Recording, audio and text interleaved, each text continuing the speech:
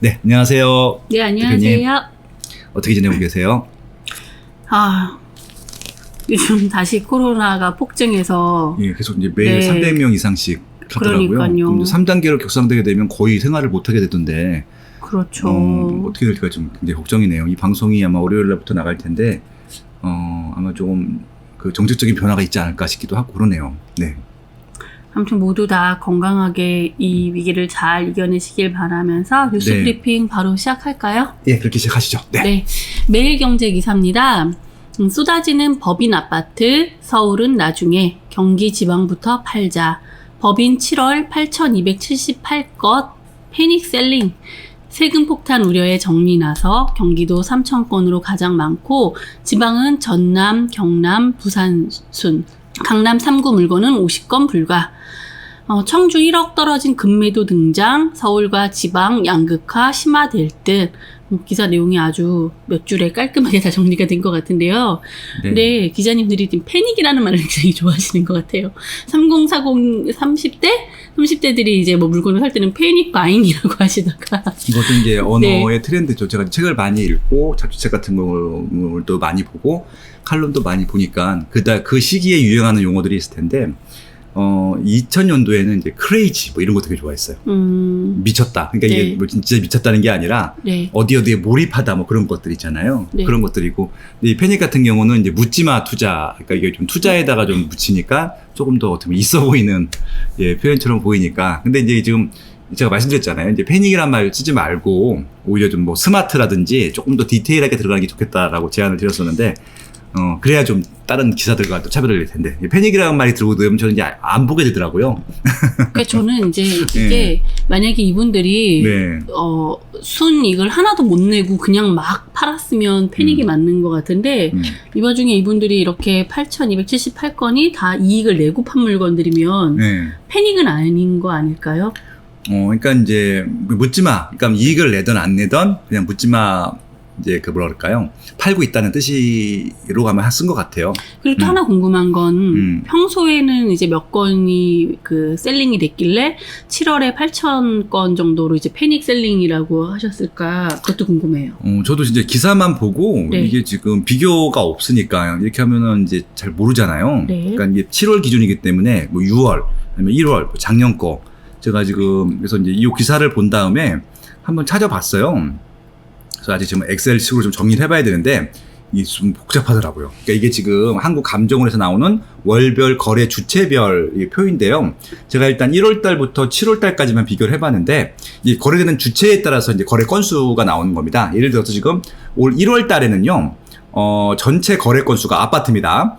13만 7,125건인데 7월 달에는 17만 3,221건이거든요. 일단은 거래량이 늘었습니다. 그래서 거래량이 늘은 상태에서 거래가 일단 평가를 한 것인지 한번 따져봐야 될 것 같고요. 이제 평가 주체가 개인이 있고 법인이 있잖아요. 뭐 기타는 일단 미미하기 때문에 넘어가고요. 개인이 개인한테 파는 경우, 개인이 법인한테 파는 경우, 법인이 개인한테 파는 경우, 법인이 법인한테 파는 경우. 크게 이제 네 가지가 있을 텐데, 지금 일단은 지금 문제가 되는 것들은 이제 법인이 개인한테 파는 걸 거 아니에요. 1월 달에는 3만 9천 건이고 전국입니다, 이거는. 그리고 뭐 4만 건, 2만 건, 17,000건, 2만 4천 건, 3만 1천 건까지 왔다가 다시 4만 3천까지 왔는데 중요한 거는 지금 4만 3천 건이라고 했을 때는 올 2월 달 수치랑 거의 비슷하거든요. 그렇기 때문에 이것들이 지금 뭐 이 정책적으로 7월 10일 이후부터는 이제 거의 이제 세법상 법인 같은 경우는 지금 실익이 하나도 없기 때문에 소리만 있기 때문에 그것 때문에 조금 더 거래량이 늘었다라고 할 수도 있긴 한데 요거는 한번 좀 더 봐야 될 것 같아요. 아직까지 한 달밖에 안 됐기 때문에 그러니까 뭘 보냐는 거냐. 일단은 그 매물로 나올 것이 예상되는 것들은 누구나 예상할 수 있는데 또 중요한 건 입지거든요.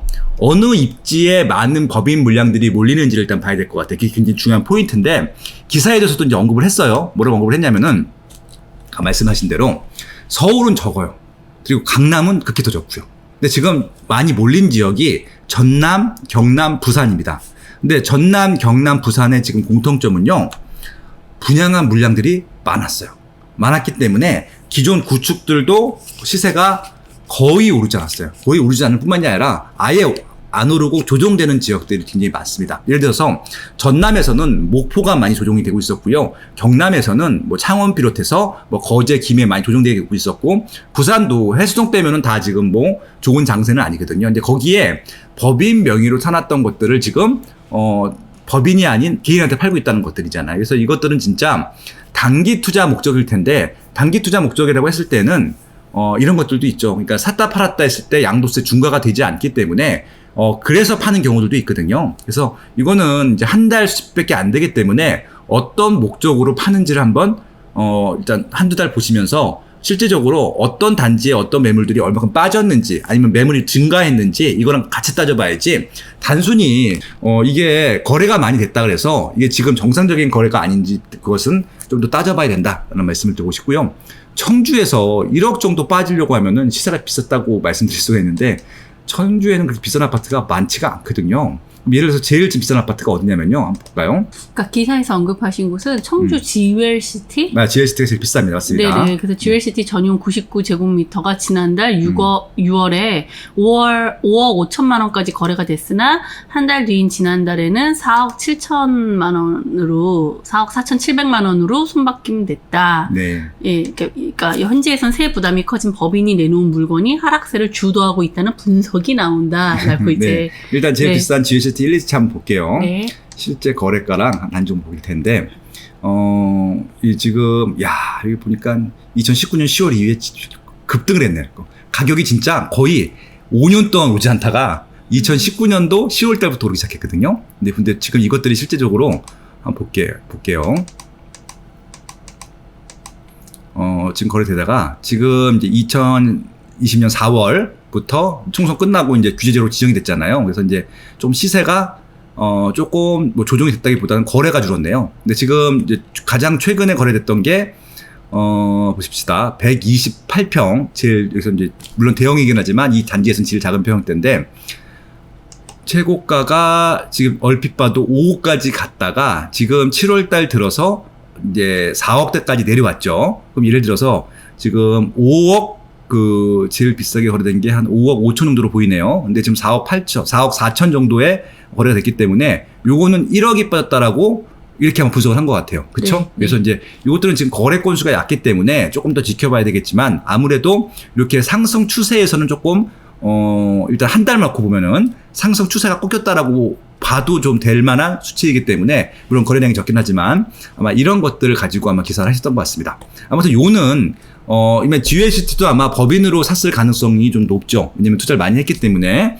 그리고 청주에 또 다른 아파트들도 법인으로 샀을 가능성이 높을 텐데, 요는 뭐냐면요, 요것들이 일단 한 달, 두 달 지나봐야 되는데, 이렇게 법인으로 단기간에 많이 샀고 또 단기간에 많이 팔리는 물건들은 100% 다 갭 투자거든요. 어차피 단기간 투자를 하려고 했던 물건들이기 때문에 이게 어차피 팔 물건들이 더 빨리 나오게 생겼거든요. 아마 이 지역은 심하게 조정이 될 것 같고요. 청주 같은 경우는 제가 이제 매일 아침마다 이제 그것들을 분석을 해드려요. 뭘 분석해드리냐면은 토요일 날 오전에 KB 부동산 시세 가지고 분석을 해드리는 것들이 있잖아요.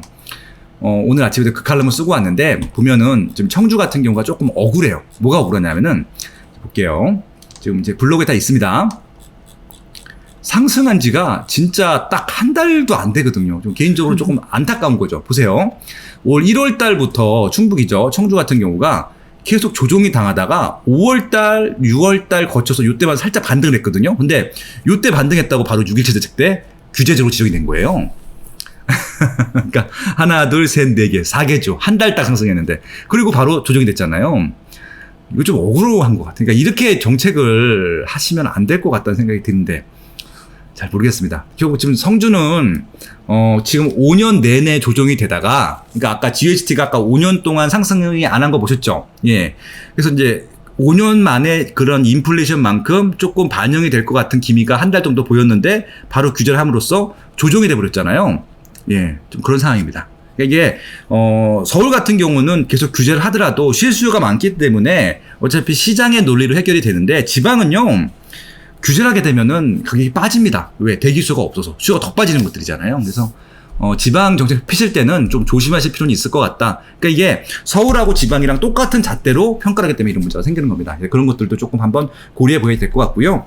실수요층이든 투자 수요층이든 마찬가지로 지방 같은 경우는 규제 지역이 제외되기 때문에 가격이 쉽게 빠질 수 있기 때문에 그런 것들을 좀 미리 염두에 둘 필요는 있다. 그렇게 좀 말씀을 드리면서 정리를 하면 되겠습니다. 네. 네, 알겠습니다. 네. 매일경제기사고요. 네. 외국인 부동산 거래 또 최대치 찍었다. 7월 2273건으로 기록 경신, 세금 오르기 전에 사두자. 서울은 28개월 만에 최대, 잠실동 등 거래 허가제 묶이자 서초 마포 부동산 집중 매수. 저희가 지난주엔가 말씀드렸죠? 외국인 네. 부동산 거래에 너무 이제 세금이 그동안 적게 걷은 것 같으니 좀 규제를 하자, 네. 제재를 해서 세금을 세율을 높이자, 뭐 이런 내용의 기사였던 것 같고, 네. 비율로는 이제 중국, 다음이 미국, 뭐 이랬던 것 같아요. 그런데 아직 뭐 이게 언제부터 시행이 되는 거길래 이렇게 막 급히 다들 사셨다는 거죠? 그러니까 이게 아마 네. 이제 아직까지는 시행이 안 되겠죠. 법을 또 만들어야 되고 그걸 또 통과해서 시행을 해야 되니까. 근데 그거랑 무관하게 세금을 낸다 하더라도 이게 외국인들 같은 경우는 그래도 싸 보이는 겁니다. 왜 그러냐면요. 제가 이제 이번 주에 다독다독 녹음을 했는데 장홍래 대표님이라는 분을 모셨습니다. 중국 전문가고 중국에서 거의 20년 가까이 계속 있으셨던 분이고 지금 이제 오가면서 이제 투자를 하시는 분이고 투자 자문회사 이제 대표신데 그분이 이제 20년 전에, 그러니까 뭐 12여 년 전에 상해에서 그 회사 다니고 있을 때는 상해의 제일 비싼 아파트들이 평당 뭐 700만 원대 그랬다고 하더라고요. 근데 지금은 제일 비싼 게 아니라 평균이 평당 2억, 3억 그렇대요. 좀 고급 입지들 같은 경우는. 근데 그 시세를 알고 있는 외국 사람들이 서울에 딱 와서 서울에서 제일 비싼 아파트 입지가 어딘지 봤더니 강남구인 거 알았고 강남구의 평균 시세가 5천만 원 정도 되는 거 보고 깜짝 놀랐대요. 너무 싸서. 그러니까 이분들한테는 좀 세금을 감수하고서라도 너무 싼 거예요. 그러니까 이제 뭐 소득을 100% 다 세금으로 회수해 가지는 않을 거잖아요. 그러니까 세금을 낸다 하더라도 그래도 싼 거죠. 그러니까 분명히 여기는 저평가가 돼 있다라고 판단하는 것들이었던 것 같고 그래서 아마 좀 매력적으로도 보이지 않았을까 뭐 그런 부분들이죠. 그런 상태에서 지금 한국인들이 거의 매수를 안 하고 있고 오히려 조금 이제 이제 비싼 매물도 나오죠. 그러니까 한국인들 같은 경우는 이제 그 시세를 보통 봐왔기 때문에 이게 지난 3년 동안에 많이 오른 게 보이기 때문에 3년 동안 오른 것들이 부담스러워서 섣부르게 그러니까 지불하지 못하고 있는 상황에서 외국인들은 그 전에 올랐는지 안 올랐는지 잘 안 따져볼 거 아니에요. 지금 현재 시점에서 싸다라고 보이니까 그런 것들을 지금 거래하고 있는 것들이죠. 그래서 지금 실질적으로 입지 좋은 데들을 거래하는데 중요한 건 뭐냐면은 지금 다주택자들 규제하니까 똘똘한 채로 몰리고 있어요. 그러다 보니까 제일 입지가 좋다라고 하는 강남구 매물들이 많지가 않죠. 그러다 보니까 강남구 주변에 있는 뭐 서초구, 송파구. 근데 지금 서초구, 송파구도 지금 많이 묶여 있어서 많이 없다 보니까 그 다음 단계인 마용성. 이렇게 점점, 상급지에 있는 물건들을 조금 더 매수 대상을, 지역을 좀 확대하고 있다. 이렇게 봐주시면 될 것 같습니다. 네. 알겠습니다. 저 기사 꼼꼼히 보니까 네. 9월에 이제 정기국회가 열리면 그때 네. 이제 법안이 통과돼야 이게 가능한 이야기라고 합니다. 네. 알겠습니다. 다음도 매일경제 기사고요. 네. 흑석동 아파트 매물 실종 사건. 네. 뭐 무슨 갑자기 탐정이 나와야 될 것 같은 미스테리 사건인가요? 148건에서 0건으로 21일부터 허위 중복 매물 단속, 중개사들 온라인 매물 걷어 네이버에서 매물 정보 찾는 대신 발품 팔아야 하는 시대 오나. 아니 근데 148건이었던 게 0건이 되는 건 진짜 사건은 사건인 것 같네요. 어떻게 이럴 수 있죠? 이건 좀 극히 좀 극단적인 사례고요. 네. 근데 이 정도 급은 아니다 하더라도 매물이 줄긴 했습니다. 왜냐면 지금 정부에서 허위 매물 이제 그런 것들에 대해서 과태료를 물기로 했거든요. 네. 점점 아마 이거에 대한 규제는 점점 강해질 거고 과태료의 수준도 아마 올라갈 것으로 예상됩니다. 그 때문에 지금 이제 좀 허위 매물처럼 보이는 것들은 다 지금 자진으로 내리고 있는 거예요. 그래서 이제 뭐 여러 가지가 있겠죠. 거래가 됐는데 그 다음에 그냥 그 거래가 안 된 것처럼 끝날 수도 있는 것들이 있고요. 또 하나는 진짜 그냥 값만 보려고 그냥 가볍게 내놓은 물건인데 그런 것들도 있을 거예요. 그리고 호가를 높여서 나오는 것들도 있고 호가를 낮춰서 나오는 경우도 있습니다. 그러니까 이제 손님들이 어떤 취향인지에 따라서 다르긴 할 텐데 아무튼 그리고 또 중복 매물이 있고요. 예. 그러다 보니까 중요한 건 뭐냐면은 중개업자들은 이 네이버라든지 직방에 매물이 있는 것들 보고 상담으로 와서 집을 보여주고 그래야 좀 이적에 좀 거래가 될 거 아니에요. 근데 매물이 없으면 일단 안 갈 거 아니에요. 그렇죠. 예, 일단은 그래서 좀 어떻게 유인 효과들이 있었다는 것들이죠. 그래서 이제 이런 부분들을 좀 줄이기 위해서 실질적으로 허위 매물일 경우에는 과태료 500만 원 이상을 부여하겠다라고 하는 것들이고 이건 아마 지금 더 올라갈 거예요, 아마. 결국은 지금 온라인으로 매물이 있는지 확인하고 현장 오프라인 부동산으로 갔었는데 그게 조금 어려워지게 됐다라고 하는 것들이고요. 이건 또 무슨 또 얘기가 있냐면요. 지금 지방은 아직도 대부분 그런 것 같고 서울도 공책에다가 매물을 써놓는 경우가 있어요. 온라인에 안 등록하고. 왜냐면 온라인 등록하는 순간 다 알잖아요. 네. 예, 그래서 이제 실질적으로 이렇게 좀 인기가 있는 입지들 같은 경우 있죠. 이런 입지들은 온라인에 안 내놓고 왜 그러냐면 왜 안 내놓겠습니까? 예를 들어서 A라는 집에 매물이 있다라고 뜨잖아요. 그러면 이제 B라는 부동산에서 손님을 데려가죠. 그러면 공동 중개가 되는 거예요. 그러면은 매도자한테는 A 부동산에서 수수료를 받는 거고, 이 매수자한테는 B라는 부동산에서 해야 되기 때문에, 근데 이게 진짜 그 A라는 부동산이 혼자 갖고 있다가 혼자 양쪽에 다 뭐 고정 고객들 아니면 그런 단골들한테 소개를 하게 되면은 양쪽에서 양타 그 쌍피를 먹게 되는 것들이죠. 그런 것들 때문에 아마 조금 더 뭐 이런 것들. 그럼 결국은 그 물건을 알려고 하면은 그 중개업자랑 친하던가 아니면 그 중개업소를 찾아가서 공책에 있는 것들을 볼 수밖에 없는 거예요. 이게 요즘 이제 저희가 비대면이라고 해서 네. 많은 것들이 비대면으로 진행이 되고 있잖아요. 그간 네. 대면으로 하던 것들도. 근데 요거는 좀 약간 반대가 될 수도 있겠네요. 극단적인 상황이긴 한데 중요한 것은 뭐냐면요. 뭐 당연히 허위 매물 있는 것은 바람직한 현상은 아니죠. 없애는 게 맞는 것 같은데 지금 저는 이 기사를 보면서 느낀 건 뭐냐면요. 일단은 매물이 없구나예요. 아니 근데 그걸 제일 먼저 느꼈어요. 그냥. 저도 그냥 이렇게 제목만 봤을 때는 이렇게 매수하시는 분들을 위해서 네. 한 정책이라고 생각을 했는데, 네. 그러니까는 이렇게 뭔가 속아서 오지 않고 네. 근데 이걸 보다 보니까 이 단지 주민들도 너무 좋아하시네요. 그러니까 허위 중복 매물이 너무 많아서 시세가 오르지 않는 부동산 가두리 효과가 심했다면서 네, 맞아요. 이제 중복 매물이 거의 정리됐으니 시장에서 정당한 가치를 인정받을 수 있을 것이다 하고 네. 오히려 이 매도하실 분들도 좋아하시네요. 네. 그러니까 실질적으로 그 이제 단지 수가 좀 적은 단지들이 있어요. 세대수가. 예, 세대수가 적은 단지 같은 경우는 간혹가 또 이상한 경우가 있거든요. 그 세대수보다 더 많은 매물들이 있는 경우도 있는 거예요. 근데 실질적으로 그러면은 야 세대수가 저만큼인데 매물 저만큼이면 저기 진짜 인기가 없구나 그렇게 오해할 수도 있는 것들인데 그런 부분에 있어서는 오히려 실질적인 이제 거래들을 할 수 있겠죠. 입지는 좋은데 시세가 좀 낮은 지역들은 대부분 다 그런 지역들입니다. 그러니까 중개업소가 없잖아요. 단지수가 세대수가 적게 되면은 그런 데서는 보통 그 중개업자가 의도하는 대로 시세가 형성될 수도 있어요. 그렇잖아요. 그러니까 이제 매물을 내놓을 때 거기밖에 없다 보니까 그런 측면에 있어서는 조금 매물이 없게 되면은 집주인 입장에서는 조금 더 높게 내놓을 수도 있고 아니면 또 매물이 많은 경우에는 낮게 내놓을 수도 있는 것들이거든요. 그래서 실질적으로 이게 허위 매물이 아니어야지 이런 것들 높고 낮은 것들에 대해서 시장에서 판단할 수 있는 근거가 생기기 때문에 저는 이런 거 바람직하다고 생각합니다. 네, 그러니까 허위 매물은 없는 걸로 없애는 걸로 하시는 게 맞을 것 같습니다. 맞습니다. 저 집 살 때 생각나요. 네. 그 예전에 이제 이 정도 가격이면 좀 괜찮아 보인다 하고 갔는데 알고 보니까 제가 보고 온 가격보다 한 1, 2천만 원씩은 더 가격을 지불해야 제가 원하는 물건을 살 수가 있더라고요. 맞아요. 예, 예.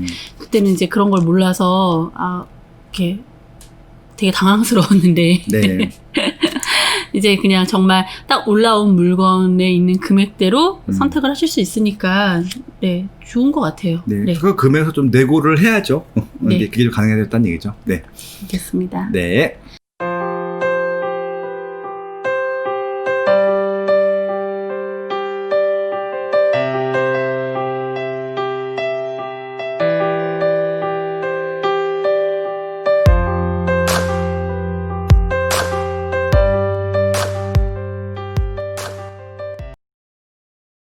강력하고 즉각적인 조치를 이어나가겠다는 것을 이번에는 곧바로 집값이 오르는 상황이 연출되고 있습니다. 이른바 초양극화 현상이 우려된다는 겁니다. 초강력 규제와 부동산의 양극화 시대, 사야 할 부동산은 더 명확해지고 있다. 부동산 매매의 입지 선정과 돈 버는 핵심 입지 20곳을 완벽 분석한 이제부터는 오를 곳만 오른다. 인터넷 교보문고에서 이제부터는 오를 곳만 오른다를 검색하세요.